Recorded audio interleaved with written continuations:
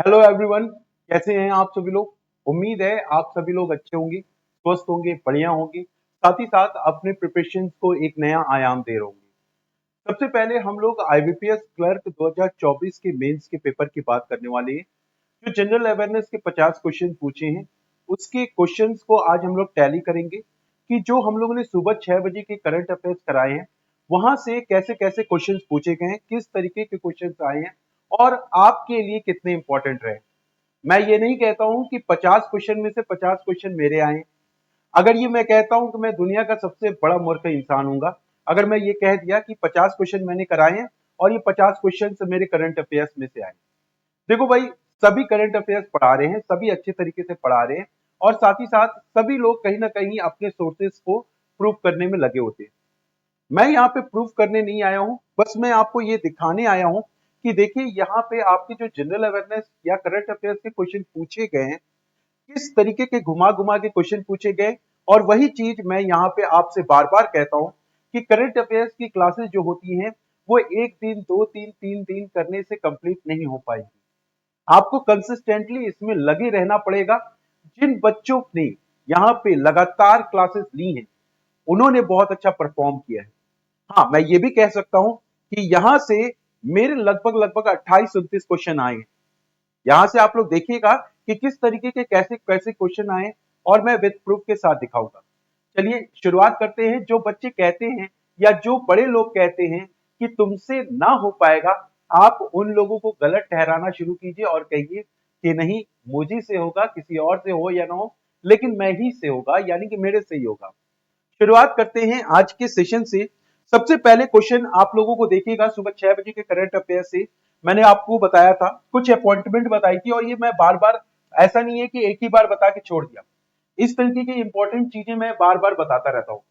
जैसे कि national payment corporation of India, NBSL, इसका फुल फॉर्म पूछा गया कि एनबीएसएल का फुल फॉर्म क्या है।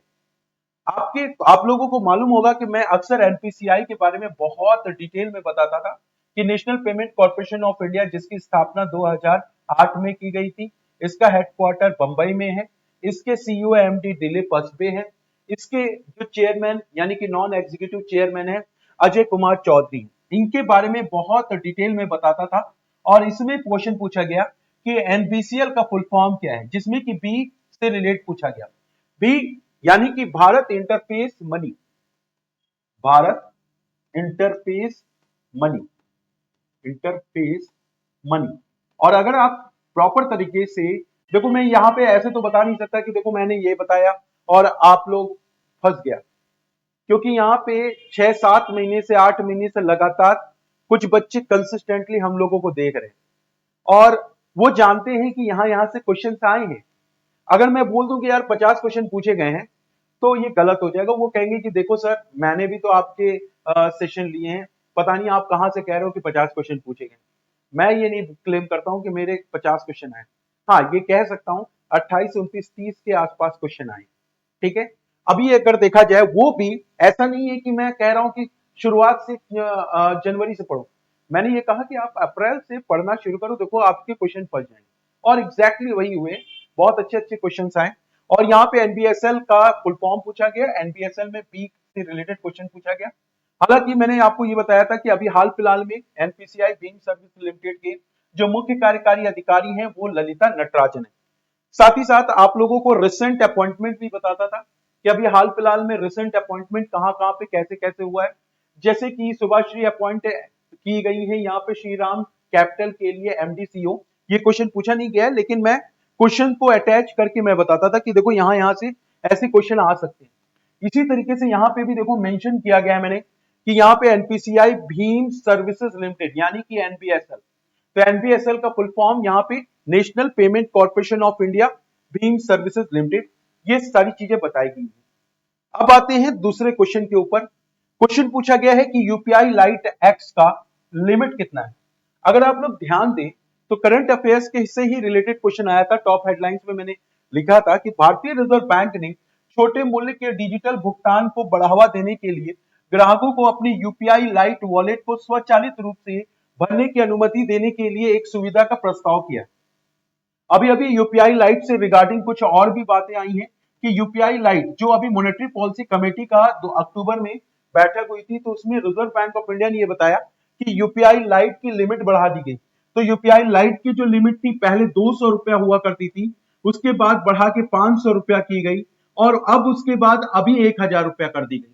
फिलहाल ये यूपीआई लाइट से रिलेटेड क्वेश्चन नहीं पूछा गया था, यूपीआई लाइट एक्स से रिलेटेड क्वेश्चन पूछा गया था, जिसमें कि मैंने आपको बताया था कि यूपीआई लाइट जो है उसकी डेली लिमिट 2000 है। अब फिलहाल यहाँ पे 2000 से मतलब अक्टूबर से 5000 कर दी गई है। साथ ही साथ यहाँ पे ये अपर लिमिट जो थी सिंगल पेमेंट की वो 500 रुपए थी और अब जो है यहाँ पे 1000 रुपए कर दी गई है। ये भी मैंने अभी अक्टूबर के रिसेंट में करंट अफेयर्स में बताया था। और चूंकि उस वक्त क्वेश्चन पूछा गया है तो यहाँ पे अगर देखा जाए तो अभी यहाँ पे यूपीआई लाइट एक्स के बारे में भी मैंने कहा कि ये UPI light x balance can be replenished by the making a top up transaction, यानी कि जो कैप्ड लिमिट है, यही क्वेश्चन पूछा गया था कि यूपीआई लाइट एक्स जो कि इसकी लिमिट है, आपकी डेली स्पेंड लिमिट कितनी है। तो ये डेली स्पेंड लिमिट कैप्ड जो है 4000 रुपए है, ये भी मैंने बताया था। तो ये अगर आप देखें कि ऐसा नहीं है कि हेडलाइन से या टॉप हेडलाइन से क्वेश्चन बन रहे हैं, बहुत ही डेप्थ में जाके क्वेश्चन बन रहे हैं और ये आपको समझना पड़ेगा। छोटी छोटी चीजें आपकी बना भी सकती हैं, छोटी छोटी चीजें आपकी बिगाड़ भी सकती हैं, बशर्ते आप अगर रेगुलर क्वेश्चंस देखते रहेंगे, रेगुलर आंसर देखते रहेंगे, टॉप हेडलाइंस देखते रहेंगे, साथ ही साथ करंट अफेयर्स देखते रहेंगे, तो आपकी चीजें पूरी हो जाएंगी। सिर्फ 1 घंटा सुबह देना है और आपका सारी चीजें कंप्लीट है। यूपीआई लाइट के बारे में भी बताया था कि यूपीआई लाइट को जो इंट्रोड्यूस किया गया था, ये सबसे पहले सितंबर 2022 में किया गया था और ये एक तरह से 123 यानी कि यूपीआई 123 पे के बारे में भी इन्होंने बताया था। तो उसी समय यूपीआई 123 पे के बारे में भी एनपीसीआई और आरबीआई ने इंट्रोड्यूस किया था। तो ये तो बातें होगी दूसरे क्वेश्चन की।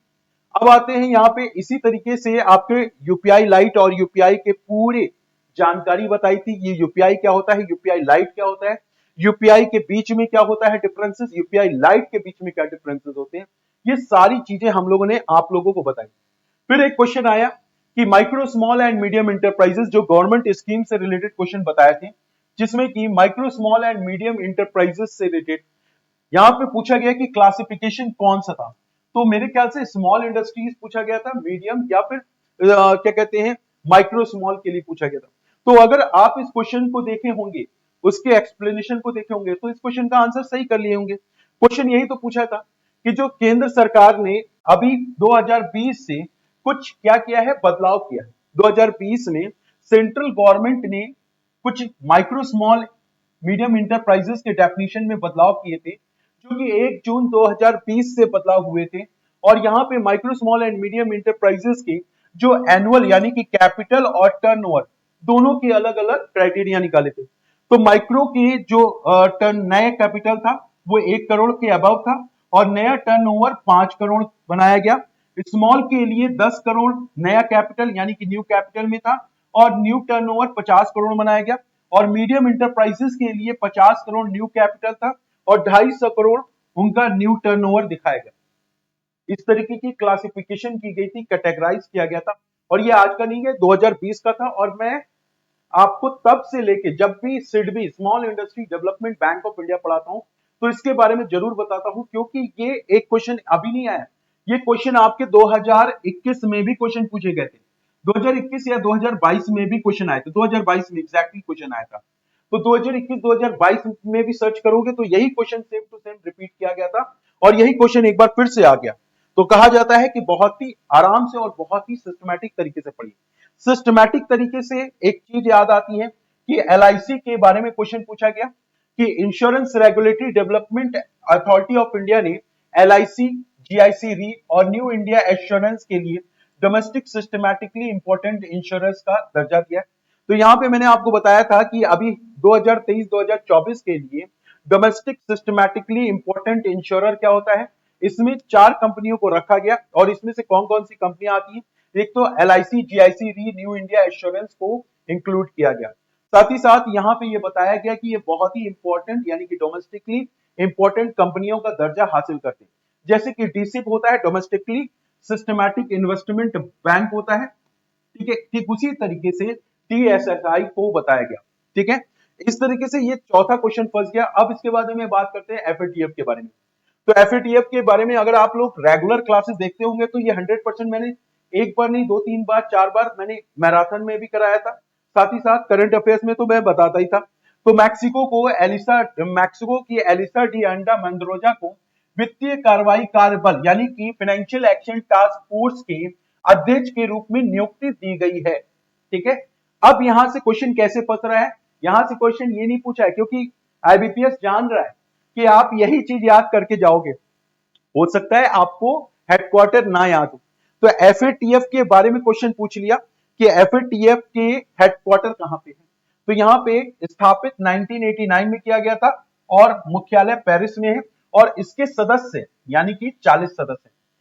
अभी RRB में भी शायद ऐसे क्वेश्चन पूछे गए थे कि FATF के मेंबर सदस्य देश कितने हैं, तो यहाँ पे 40 के आसपास क्वेश्चन बताया गया। ठीक है, तो इस तरीके से आप लोगों को याद करना था और डीपली में याद करना था। और कितने बच्चे करके भी आए हैं, मुझे खुशी हो रही है कि बहुत अच्छे तरीके से वो करके भी आए। ये तो हो गया चौथे क्वेश्चन की बात, चौथे पांचवें क्वेश्चन की बात। अब आते हैं छठवां क्वेश्चन पूछा गया था कि रिजर्व बैंक निम्नलिखित में से किस अधिनियम के व्यापक वैधानिक ढांचे के तहत वित्तीय बाजारों को नियंत्रित करता है।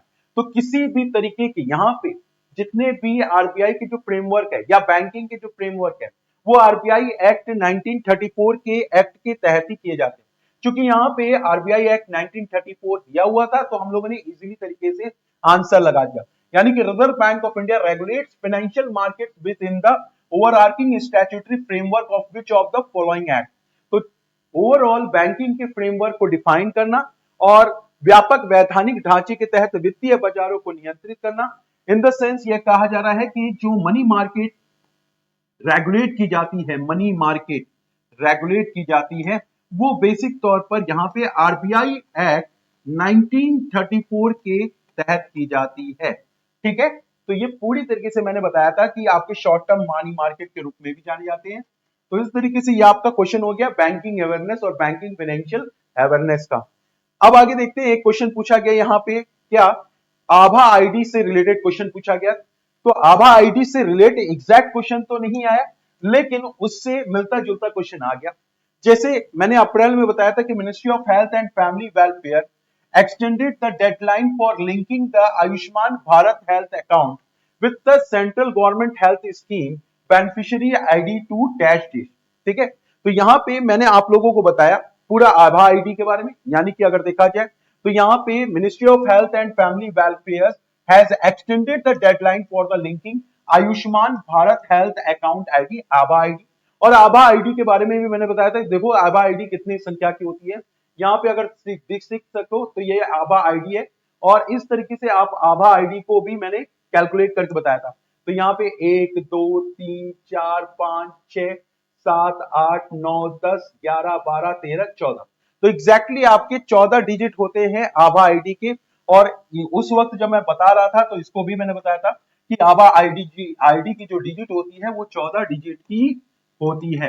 इसी के साथ साथ मैंने IFSC का कोड भी बताया था और साथ ही साथ आप लोगों को क्या कहते हैं IFSC कोड के साथ साथ आप यूटीआर की डिजिट की भी बताई थी और आप लोगों के लिक्विडिटी एंटिटी आइडेंटिटी के तौर पे भी बताया था। तो ये सारी की सारी चीजें मैंने आप लोगों को बताई थी।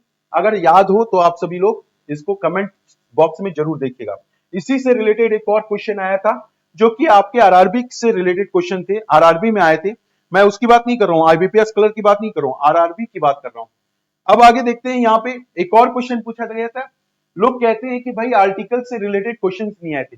अगर आपने बजट मेरा देखा होगा तो उस बजट में मैंने बहुत ही डेप्थ से चीजें बताई थी और सिर्फ बजट का एलोकेशन नहीं बताया था, बजट के आर्टिकल्स तक भी मैंने बताया था, यानी कि एनुअल फाइनेंशियल स्टेटमेंट के बारे में A to Z चीजें बताई थी। यानी कि अगर देखा जाए यहाँ पे कि जो आपकी बजट से रिलेटेड क्वेश्चन किया गया कि एनडीए सरकार के तीसरे कार्यकाल का पहला पूर्ण बजट 23 जुलाई को लोकसभा में पेश किया जाएगा और ये मैंने बताया था 22 जुलाई के डेट पे। बजट एंड कॉन्स्टिट्यूशन प्रोविजन जो था आर्टिकल 112 के अंतर्गत आता है। साथ ही साथ इसके बारे में मैंने ओवरऑल बजट के बारे में बताया कि देखो बजट क्या होता है, कौन से बजट में कौन सा बिल आता है, यानी कि फाइनेंशियल बिल, अप्रोक्सीमेशन बिल और एनुअल फाइनेंशियल स्टेटमेंट। इसके बाद आप लोगों को यहाँ पे देखने को मिलेगा गवर्नमेंट के जो अकाउंट होते हैं, तीन प्रकार के अकाउंट होते हैं, जिसको पहला कहते हैं कंसोलिडेटेड फंड, दूसरा कंटिजेंसी फंड और तीसरा पब्लिक अकाउंट। अब इसमें आप लोगों को देखो क्वेश्चन भी पूछा है, लोग कहते हैं कि भाई यहां से रिलेटेड क्वेश्चन बन ही नहीं सकते। आज देख लो, हम लोग आपको बताते हैं कि कंसोलिडेटेड फंड से रिलेटेड क्वेश्चन आया था कि कंसोलिडेटेड फंड किस आर्टिकल के तहत पूछे जाते हैं। तो कंसोलिडेटेड फंड आर्टिकल 266(1) के तहत, ये मैंने बताया, ठीक है। तो अगर आप 22 जुलाई का पेपर उठा के देखो, 22 जुलाई वाला, 21 जुलाई 22 जुलाई वाला, जिसमें इकोनॉमिक सर्वे, साथ ही साथ बजट के पहले वाले दिन में, और साथ ही साथ हम लोगों ने 1 फरवरी को भी मैंने कराया था। तो आपको 1 फरवरी को भी मैंने रिवाइज कराया, साथ ही साथ आपके 22 जुलाई, 21 जुलाई, 23 जुलाई, 24 जुलाई, 4-5 दिन लगातार बजट के बारे में ही बताया था। बच्चे कहते हैं कि सर बजट से रिलेटेड क्वेश्चन आते ही नहीं। लिटरली बजट से रिलेटेड क्वेश्चन नहीं आए थे, लेकिन फैक्ट्स तो पूछ लिया ना। यहाँ पे भारत के संविधान के अनुच्छेद के अंतर्गत 266(1) के तहत ये बनाया गया समेकित निधि कहा जाता है। और साथ ही साथ मैंने कंटिजेंसी फंड के बारे में भी बताया कि जो कंटिजेंसी फंड होता है, जो कि गवर्नमेंट अकाउंट के 3 फंड होते हैं, कंसोलिडेटेड, कंटिजेंसी और ये आर्टिकली जो आर्टिकल 267(1) के अंतर्गत पूछे गए। इसमें कॉर्पस अकाउंट के बारे में भी पूछा गया। तो कॉर्पस अकाउंट के बारे में भी मैंने बताया था कि देखो 500 करोड़ की लिमिट बनाई गई है सरकार के द्वारा। ये सारी सारी चीजें आई हैं, ऐसा नहीं है। आपके कंसोलिडेट फंड से रिलेटेड क्वेश्चन पूछ लिया है। अब हम लोगों को तय करना है कि यार हम लोग क्या कर रहे हैं अपनी लाइफ में, है ना। हम लोग अपनी लाइफ में कर क्या रहे हैं। लोग सवाल उठाते हैं, आप उन सवालों के जवाब दीजिए। मैं ये नहीं कह रहा हूं कि मैं ही करा रहा हूं, मैं ये कह रहा हूं कि कोई भी कराए, अच्छे से कराते हैं तो उनकी क्लासेस को अच्छे तरीके से पढ़िए। मैं ये भी नहीं कह रहा हूं कि आओ तुम मेरे पास ही पढ़ो। मैं ये कह रहा हूं कि जहां पे आपको लगता है कि उस क्लासेस से आपका फायदा होने वाला है, तो आप जाके वहीं से चीजों को ग्रैस्प कीजिए।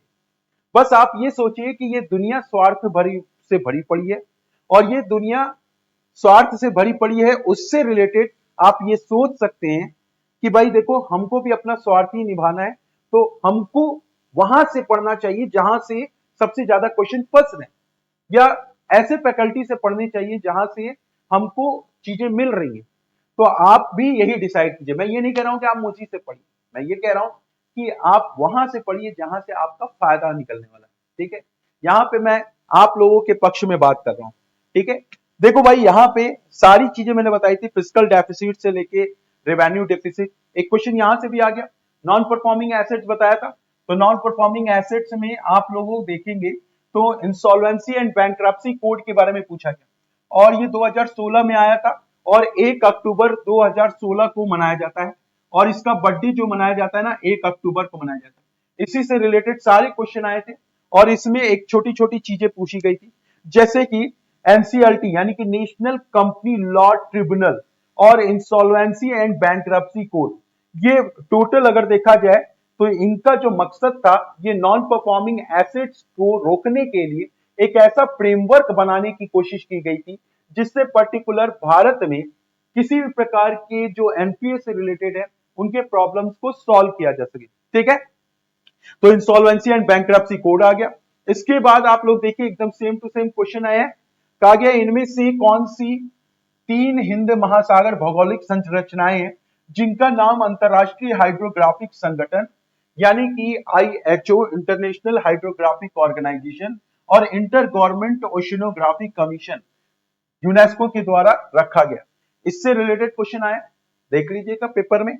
अशोका सी माउंट, इवन मैंने ये मैराथन में भी कराया था। चंद्रगुप्त रिज और कल्पतरु रिज, ठीक है। ये तीनों ही तीनों आपके यहाँ पे बनाए गए यूनेस्को के द्वारा पर्टिकुलर, ये क्वेश्चन आ गए थे।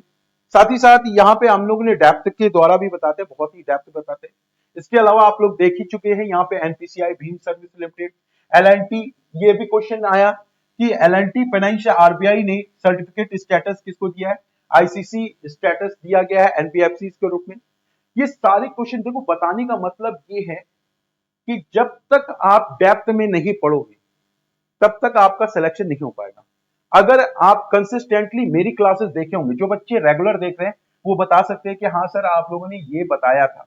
अब जैसे कि यही माइक्रो स्मॉल, ये जो what is investment range, micro turnover up to 1 crore, ये जो अभी अभी पीछे क्वेश्चन गया है।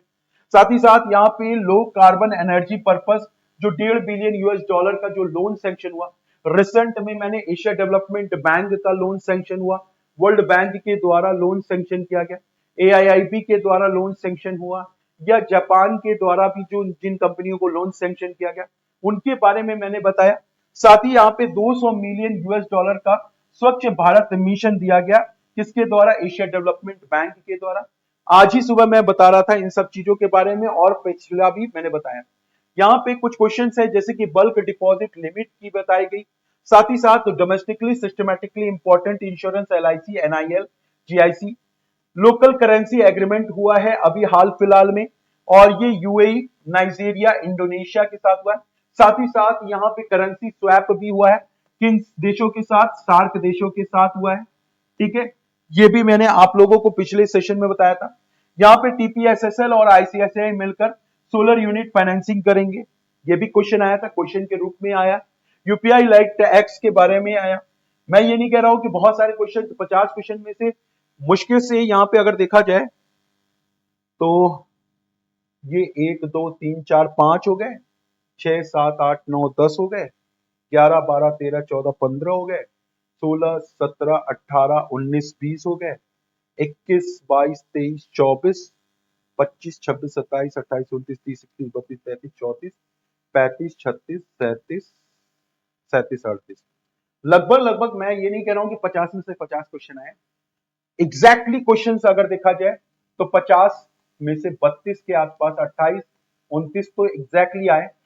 घुमा फिरा के क्वेश्चन जो आए हैं, जो स्टेटमेंट बेस्ड क्वेश्चन बने हैं, उसमें से अगर 4 5 निकाल दो तो ये आपके 28 बनते हैं, बाकी 4 5 यानी कि 32 33 क्वेश्चन तो आए ही। तो 32 33 क्वेश्चन कम नहीं होते हैं किसी एग्जाम्स को अच्छा बनाने के लिए, है ना।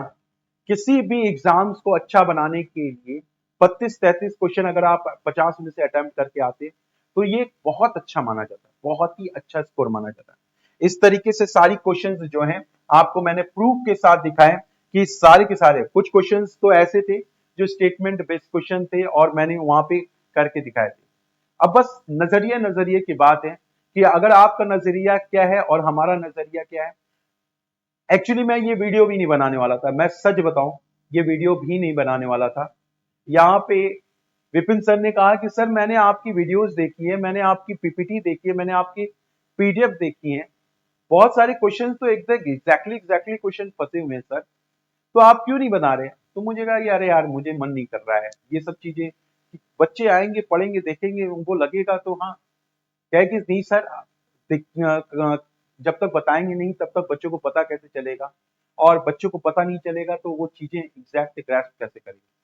तो सिंपल सी चीजें यही कहनी है कि आप इस चीज को समझिए, सुबह के 6 बजे के करंट अफेयर्स कितना इंपॉर्टेंट होता है ये आज मैंने आपको बता दिया, और उम्मीद करते हैं कि इस चीज को आप समझ रहे होंगे और बहुत अच्छी तरीके से समझ रहे होंगे। मैं ये नहीं कह रहा हूं कि मेरा ही बताया हुआ सारी चीजें हैं, मैं बार बार यही कह रहा हूं, जितने भी फैकल्टीज हैं वो सभी बताते हैं, वो सभी पढ़ाने का तरीका अलग होता है, मेरा भी पढ़ाने का तरीका अलग होता है।